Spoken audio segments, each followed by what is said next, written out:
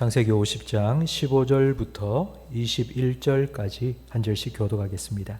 요셉의 형제들이 그들의 아버지가 죽었음을 보고 말하되 요셉이 혹시 우리를 미워하여 우리가 그에게 행한 모든 악을 다 갚지나 아니할까 하고 요셉에게 말을 전하여 이르되 당신의 아버지가 돌아가시기 전에 명령하여 이르시기를 너희는 이같이 요셉에게 이르라. 내 형들이 내게 악을 행하였을지라도 이제 바라건대 그들의 허물과 죄를 용서하라 하셨나니 당신 아버지의 하나님의 종들인 우리 죄를 이제 용서하소서 하매 요셉이 그들이 그에게 하는 말을 들을 때에 울었더라.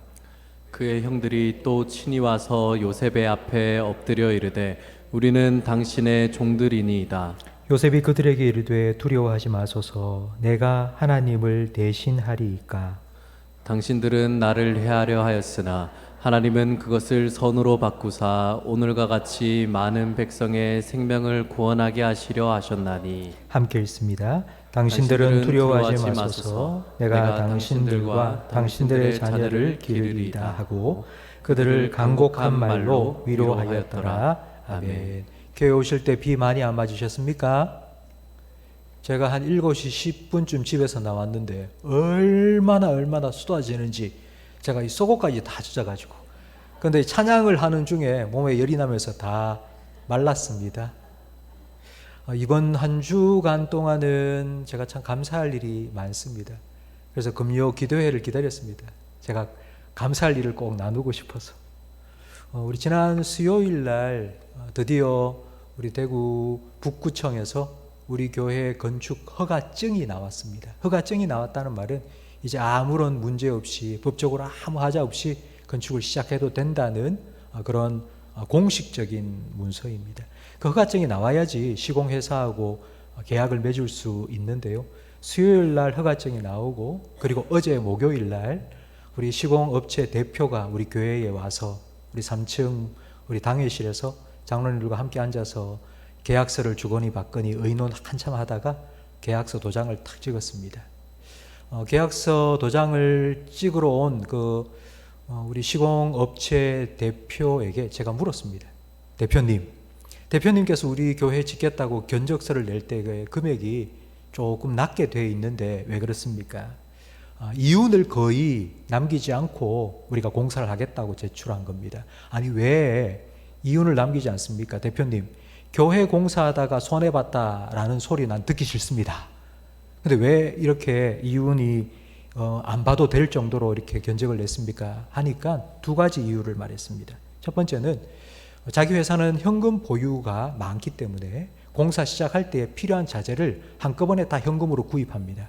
그러면 한 20% 정도 할인을 받을 수 있기 때문에 거기서 돈을 남길 수가 있으니까 괜찮다 하셨고, 두 번째는 우리 교회가 지금까지 공사 입찰하고 진행하는 과정을 보니까 자기가 이때까지 교회 공사를 하면서 이렇게 투명하고 정직하고 공정하게 진행하는 교회를 본 적이 없답니다.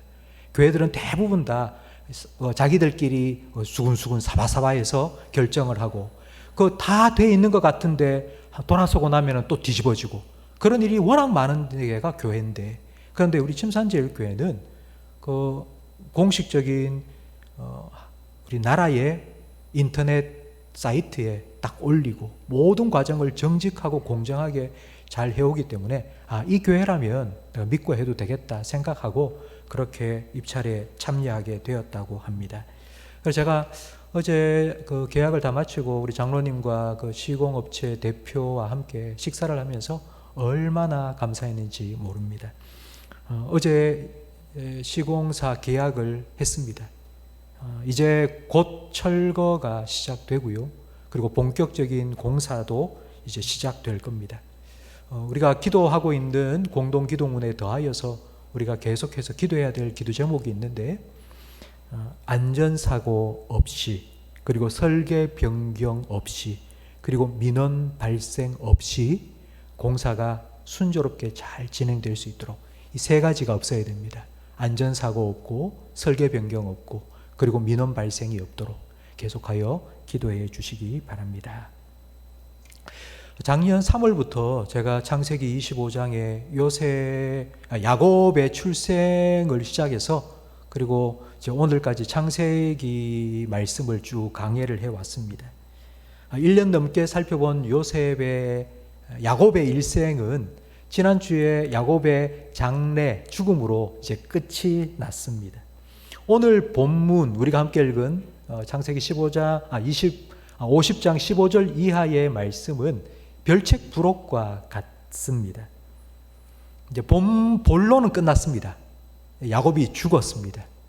그런데 한 가지 남은 숙제가 있는데 그것은 바로 요셉과 형들과의 관계 회복입니다. 아버지의 장례를 마친 후 형들은 두려웠습니다. 아버지가 살아 계실 동안은 요셉이 아버지 얼굴을 봐서 참고 참았지만 이제 아버지가 돌아가셨으니 우리한테 복수할 거야 라는 생각을 했기 때문입니다. 그래서 형들이 요셉에게 찾아가서 용서해달라고, 우리가 죄를 지었는데 용서해달라고 말했습니다. 요셉을 다시 만난 게 17년 되었습니다. 근데 17년 만에 형들은 요셉에게 용서해달라는 말을 처음 한 것입니다.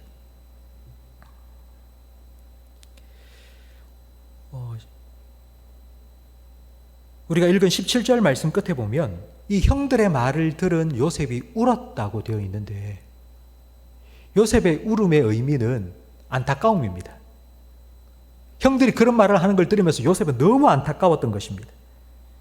형들을 다시 만날 그 순간 이미 요셉은 형들을 이미 용서했습니다. 애굽 총리로서의 권한을 사용해서 형들을 잘 보살펴 주었습니다. 요셉 덕분에 형들은 편안하게 살았습니다. 하지만 그들의 마음은 불편했습니다. 요셉이 언젠가는 우리한테 복수할 거야 이런 생각을 하면서 몸은 편하게 지냈지만 마음은 지옥과 같은 17년을 보낸 것입니다. 그런 형들의 모습을 보면서 요셉이 너무 불쌍한 거예요. 18절 말씀에 보면 형들이 요셉 앞에 엎드려서 우리는 당신의 종입니다 라고 말합니다. 아니, 요셉은 형들로 대우를 해줬는데 형들은 요셉의 눈치를 보면서 종처럼 산 것입니다. 이런 형들의 모습이 너무 불쌍하지 않습니까? 다 용서해줬다고 하는데 그걸 믿지 못해서 내가 언제 벌 받을까? 내가 이래서 천국 가겠나? 이런 생각을 하며 살아가는 모습이 너무나도 불쌍한 것입니다. 17년 동안 요셉을 두려워하며 종처럼 살았던 형들에게 요셉이 뭐라고 대답하는지 우리 20절 말씀을 함께 읽어보겠습니다. 당신들은 나를 해하려 하였으나 하나님은 그것을 손으로 바꾸사 오늘과 같이 많은 백성의 생명을 구원하게 하시려 하셨나니. 형들이 요셉 앞에서 두려워한 이유는 자기가 한 일 때문입니다. 요셉의 꿈 얘기를 듣고 그 꿈이 싫었고 그 꿈을 꾼 요셉도 미웠습니다. 그래서 요셉을 죽이려 하다 노예로 팔아먹었습니다. 이건 절대로 잊어질 수가 없는 사실입니다. 요셉도 이렇게 말하죠. 당신은 나를 해하려 하였으나. 요셉이 형들한테 형, 옛날에 그 일들 다 없던 걸로 하자. 이제 우리 앞으로 사이좋게 잘 지내자. 이렇게 말한 것이 아닙니다. 요셉은 뚜렷이 기억하고 있습니다. 그런데 요셉이 어떻게 형들을 용서할 수 있습니까? 하나님께서 하신 일을 생각했기 때문입니다. 지난날 자기가 했던 일을 생각하면서 죄책감과 두려움에 떨고 있는 형들이요, 네가 했는 일 생각하지 말고 네가 한 그 악행을 통해서 하나님이 어떤 일을 이루셨는지를 좀 생각해 보라고 요셉이 그 말을 한 것입니다. 탈무드에 보면 이런 이야기가 나옵니다. 아버지와 아들이 여행을 했는데 길을 잃었습니다. 한참을 헤매다 보니 점점점 날은 어두워져 가고 목은 마르고 허기지고 빨리빨리 서둘러 불빛을 찾아야 되는데 불빛도 보이지 않는 겁니다. 아버지와 아들이 함께 막 허겁지겁 길을 가는데 저기 보니 뭐 동그란 봉 같은 게 보입니다. 아들이 보니 무덤이에요, 무덤. 그 무덤을 보자마자 아들은 이렇게 말합니다. 아버지, 무덤입니다.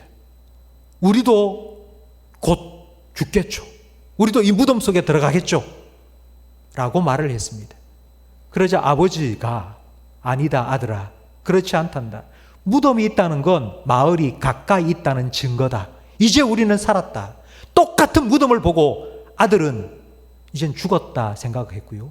아버지는 이제 우린 살았다라고 해석을 해냈습니다. 지금 요셉과 형들도 똑같은 사건을 바라보고 있습니다. 그런데 그 사건을 바라보는 관점이 전혀 다른 것입니다.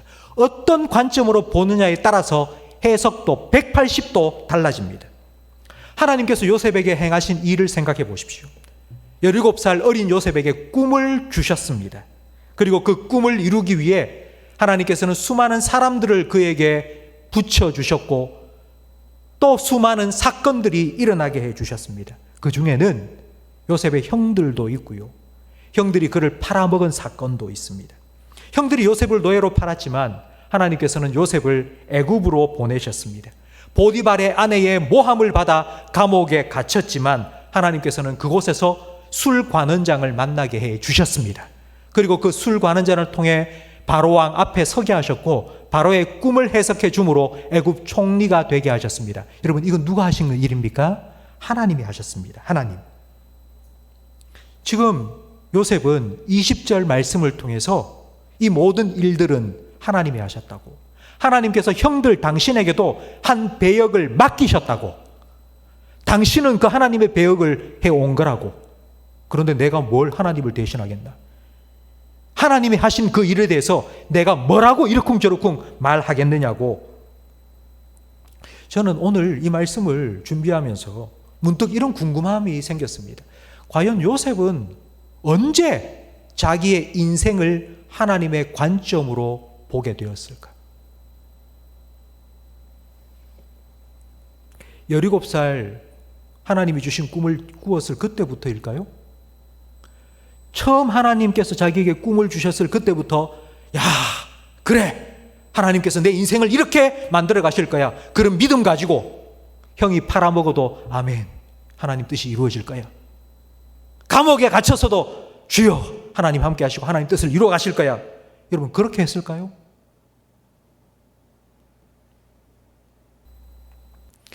아마 그 순간에는요, 너무 괴롭고 고통스러워서 그냥 하루하루를 그냥 생존하기 급급해서 하루하루 버티며 그냥 살았을 것입니다. 그러다가 하나님의 뜻하심 안에 애굽 총리가 되고 이제 먹고 살만해지자 마음의 여유가 생기면서 과거의 아픈 기억을 하나 둘 잊게 되었을 것입니다. 7년 흉년이 들어서 양식을 얻기 위해 형들이 자기 앞에 딱 왔을 때 형을 알아보는 그 순간 새록새록 그때의 기억이 떠올랐을 것입니다. 지나온 모든 일들이 주마등처럼 싹 지나가면서 마치 퍼즐 하나가 착착착착 들어맞아서 하나님의 큰 그림을 만들어내는 것 같은, 하나님이, 이건 하나님이 하셨구나. 성도 여러분, 여러분에게 이런 순간이 있으셨습니까? 여러분의 삶을 돌아보면서 여러분의 삶을 이렇게 해석해낸 순간이 있으십니까? 지금까지 내가 살아온 내 인생을 어느 순간 돌아보면서 하나님이 아니고는 이게 해석이 안 되는데, 그때는 내가 정말 조바심이 나서 지금 빨리 일이 이루어지지 않으면 내 인생이 끝날 것 같았는데, 그런데 안 된 거예요. 그런데 지나고 나니 하나님께서 그렇게 막으셔서 또 다른 길로 나를 인도해 주셨구나 라는 걸 깨닫는 순간, 나는 이 길로 가는 게 가장 선한 길이라고 생각했는데 하나님께서는 그 길을 막으시고 다른 길로 둘러가게 하신 거예요. 지나보니 그게 가장 선한 길이었다는 것을 깨달은 순간이 여러분에게 있습니까? 내가 생각할 때 실패였는데, 내가 생각할 때는 그게 우연이었는데, 아니, 그게 아니고요, 하나님의 인도하심이었고 하나님의 섭리하심임을 깨닫게 된 순간이 여러분에게 있습니까?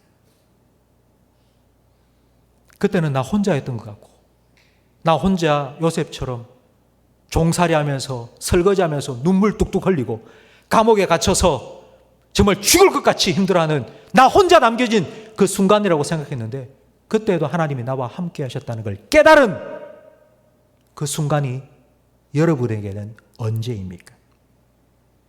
여러분, 여러분의 삶에 이런 순간이 있었다면 여러분의 인생의 관점이 바뀐 순간입니다.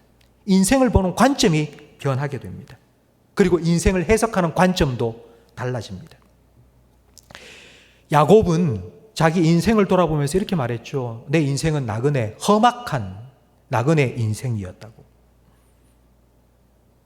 우리는 야곱의 그 말을 들으면서 그래, 맞아. 인생은 험악해. 인생은 나그네 길이야. 우리가 인생 사는 게 참 힘들지 않습니까? 사는 게 만만치 않습니다. 에덴을 떠난 인생은 고통입니다. 여러분이 살아온 지금까지의 여러분의 인생을 한번 돌아보십시오. 10대 때는 친구 때문에 얼마나 힘들어했습니까? 20대에는 취업 문제 때문에, 30대에는 결혼을 앞두고 결혼 문제 때문에, 40대에는 자녀를 낳았는데 자녀가 그렇게 속을 썩이고, 50대에는 경제적인 어려움 때문에, 60대에는 퇴직을 하고 어떻게 살아야 될까 걱정하고, 70대에는 건강 문제가 덜컥 생기고, 인생 살아오면서 순간순간 겪는 하나하나의 아픔들은요, 인생에서 가장 괴롭고 고통스러운 순간이었습니다. 왜냐하면 한 번도 겪어보지 못한 고통이니까요. 10대, 20대, 30대, 40대 다 다른 고통이니까요. 그런 이런 고통을 겪으며 살아오는 우리 인생을 우리 주변에 있는 사람들이 내가 네 아픔을 공감한다고, 공감해 준다고, 그래서 한마디 위로해 주고 같이 아파해 주겠다고. 여러분, 그게 무슨 위로가 됩니까? 물론 저는 이게 필요 없다고 말하는 거 아닙니다. 함께 있어주고 함께 울어주는 거 필요합니다. 그런데 그게 우리의 아픔과 고통을 어떻게 바꾸어 줍니까? 들을 때는 좋죠. 그래, 위로가 된다, 마음이 좀 편안해지는 것 같다 싶지만 돌아서면 여전히 그 고통 속에 있는데, 여러분, 세상 사람들도 이런 위로는 다 해주는 것입니다. 우리 성도들은 여기에서 한 걸음 더 나아가야 됩니다.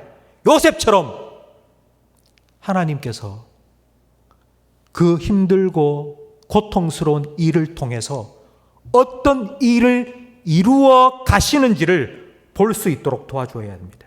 20절 말씀처럼 인생에 닥친 고통으로 인하여서 우리가 망하는 것이 아니라 더 좋은 하나님의 선하심을 이루어 가시는 걸 볼 수 있도록, 바라볼 수 있도록 도와줘야 합니다. 여러분, 사진을 한 장 준비했는데요. 여러분, 누군지 아십니까? 지선아 사랑의 주인공 이지선 교수입니다. 23살 이화여대 4학년 때 교통사고, 음주운전에 걸려서 도망치는 차에 신호 대기하고 있다 쾅 부딪혀서 차에 화자가 나서 온몸에 전신 화상을 입었습니다. 그때가 23살이었고요. 그리고 23년 후 자기 모교인 이화여대의 교수로 다시 돌아가게 되었습니다. 방송에 나와서 이지선 교수가 인터뷰하는 내용을 제가 유심히 들었습니다. 사회자가 이렇게 물었습니다. 사고의 기억이 지금도 나십니까? 그 후에 어떻게 견디며 사셨습니까? 처음에는 온몸에 붕대를 칭칭 감고 병원에 누워있는, 꼼짝 못하고 누워있는데 그냥 살아야 되겠다, 내가 살아야 되겠다는 생각밖에 나지 않았다고 합니다. 그러면서 이런 생각을 했답니다. 내가 이 수술을 받고 나면 예전에 내 모습으로 다시 돌아갈 수 있을 거야. 그러면서 병원에 있는 7개월 동안은 정말 하나님만 의지하고 하나님만 붙잡고 정말 믿음으로 7개월 동안을 병원에서 버티고 기도하면서 살았답니다. 그리고 7개월 동안의 치료를 다 받고 집으로 돌아왔는데 병원에서 딱 나오는 순간 다시 예전 모습으로 돌아갈 수 없다는 의사의 말을 딱 듣고 돌아온 겁니다. 그때부터 7개월 동안 병원에 있을 때는 하나님만 붙잡을 수밖에 없었기 때문에 그렇게 버티며 살았는데 의사의 말을 듣고 집에 딱 돌아오는 그 순간부터는 마음속에 원망과 분노가 막 끓어오르기 시작한 겁니다. 내가 이런 사고를 당해서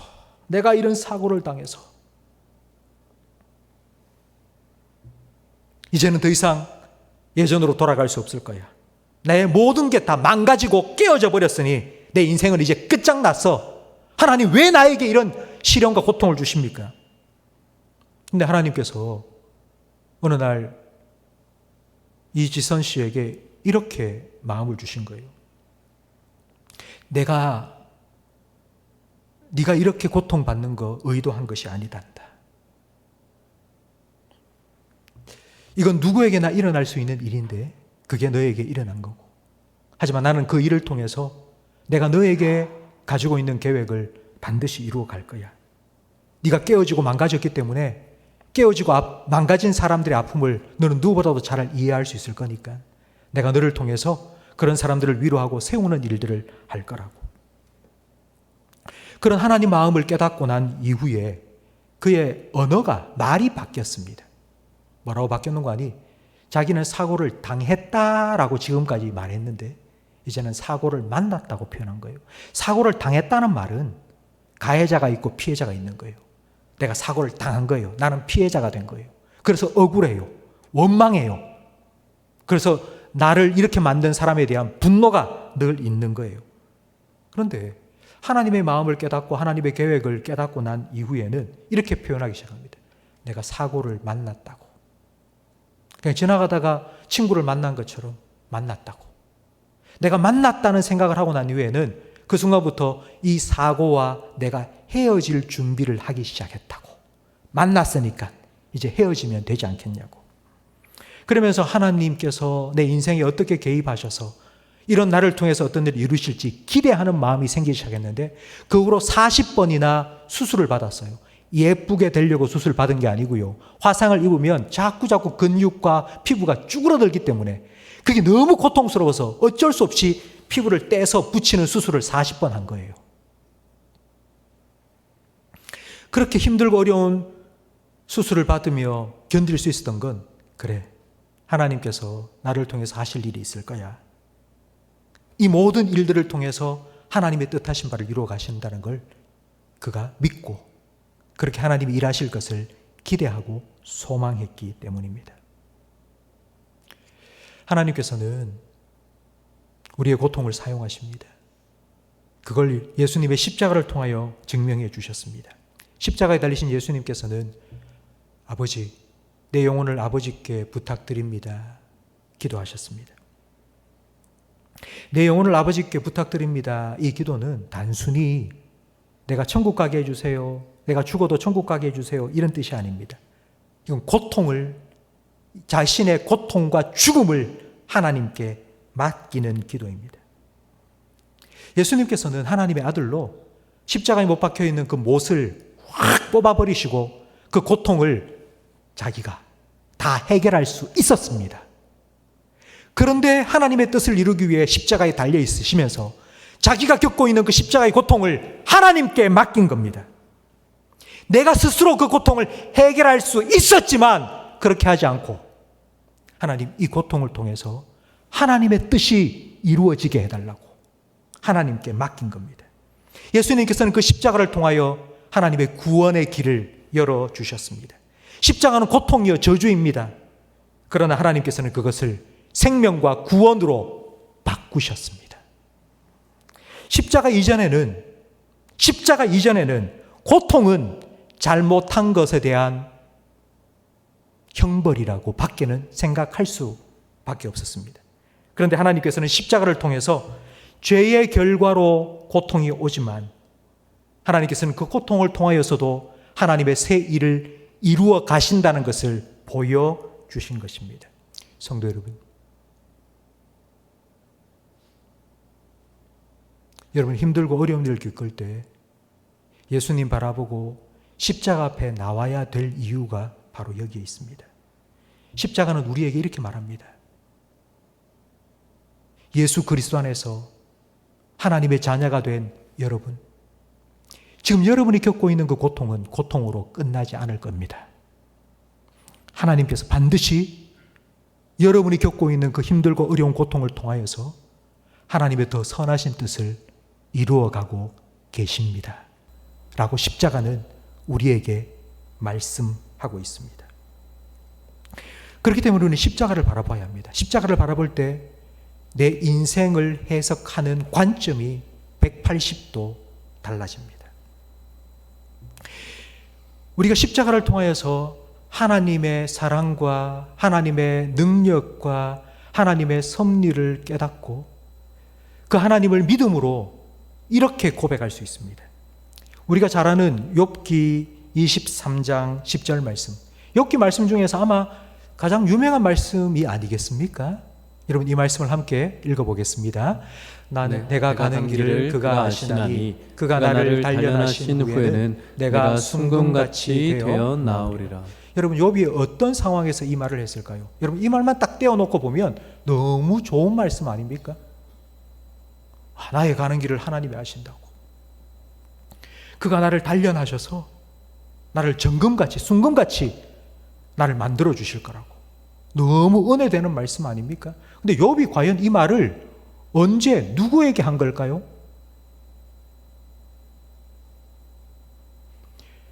욥의 세 친구가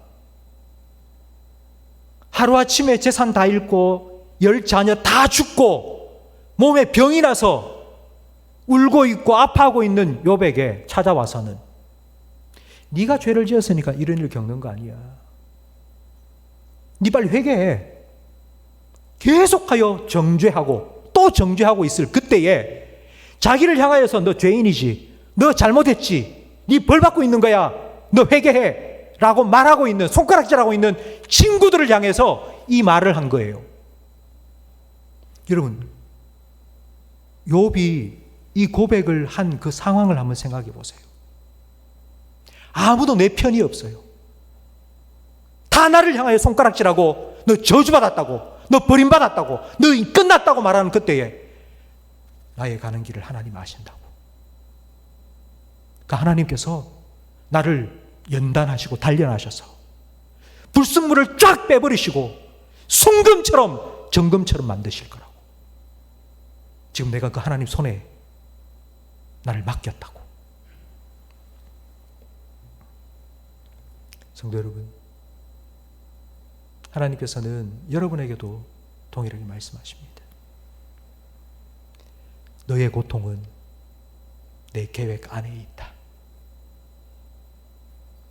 지금 당장에는 내가 왜 이런 일을 겪는지, 내가 왜 이런 아픔을 겪어야 하는지 이해할 수 없지만 하나님께서는 그것을 통하여서도 하나님의 선하신 뜻을 반드시 이루어 가실 것입니다. 성도 여러분,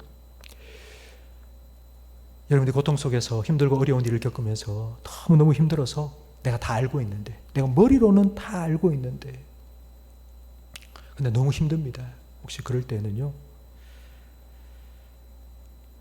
하나님 말씀을 읽으셔야 됩니다. 성경은 하나님 말씀입니다. 근데 성경을 읽어보면 사람들의 이야기가 참 많이 나옵니다.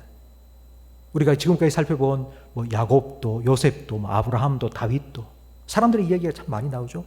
성경은 하나님 말씀인데 성경 안에는 사람들의 이야기가 너무 많이 나와요. 그럼 이 두 가지를 합치면 어떻게 되느냐? 성경은 뭐냐? 성경은 하나님 만난 사람들의 이야기입니다. 우리가 성경을 읽어야 되는 이유가 바로 이거예요. 성경을 읽으면 하나님을 만난 사람들을 통해서 그 사람들을 만나주신 하나님을 우리도 만날 수 있기 때문입니다. 성경을 읽는 이유는 성경 속에 나오는 야곱을 우리가 닮자, 우리도 요셉처럼 되자, 여러분 그런 게 절대로 아닙니다.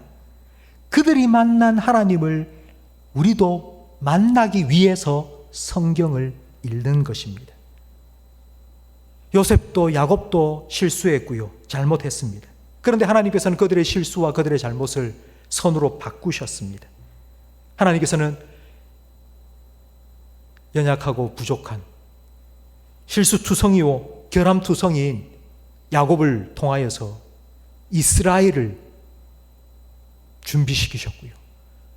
그리고 또 아픔과 고통이 너무 많은 인생을 살았던 요셉을 통하여서 이스라엘 민족을 애굽 땅에서부터 태동시키셨습니다. 요셉은 이 하나님을 보게 된 거예요. 이런 하나님의 인도하심을 깨닫게 된 거예요. 하나님의 관점에서 자기의 인생을 보게 된 거예요. 그리고는 이렇게 고백합니다. 내가 하나님을 대신하리이까. 내가 하나님 자리에 서서 내가 이 사람은 이렇고 저 사람은 저렇고 저 사람이 나한테 힘들게 만들었으니까 저 사람 내가 가만히 두지 않겠어. 내가 이런 생각할 수가 없다고. 그들도 다 하나님 맡기신 일이 있고 그들을 통하여 하나님 나를 빚으시고 연단시키시고 나를 순금처럼 만들어가고 계시는데 내가 뭐라고 내가 하나님을 대신하리니까. 성도 여러분, 하나님께서는 우리 인생의 주인이시며 주관자이십니다. 여러분의 삶에 찾아오신 그 하나님을 여러분 꼭 찾으시기 바랍니다. 여러분의 삶을 돌아보실 때 하나님의 관점으로 볼 수 있기를 바랍니다. 너무 힘들어서 하나님이 보이지 않으면 여러분 성경을 꼭 펼쳐 읽으세요. 하나님을 만난 사람들의 이야기를 읽으시면서 아, 그렇지. 하나님께서 이 사람들의 이런 고통과 아픔을 통하여서 하나님 이런 일을 이루셨지. 여러분 그 하나님을 꼭 말씀을 통하여 만나시기를 간절히 바랍니다. 여러분의 연약함과 부족함을 채우시고 덮으시는 하나님의 은혜를 기대하시면서 여러분의 삶의 모든 것 합력하여 선을 이루실 그 하나님을 믿고 그 믿음으로 살아가시기를 축복합니다. 오늘 말씀을 생각하시면서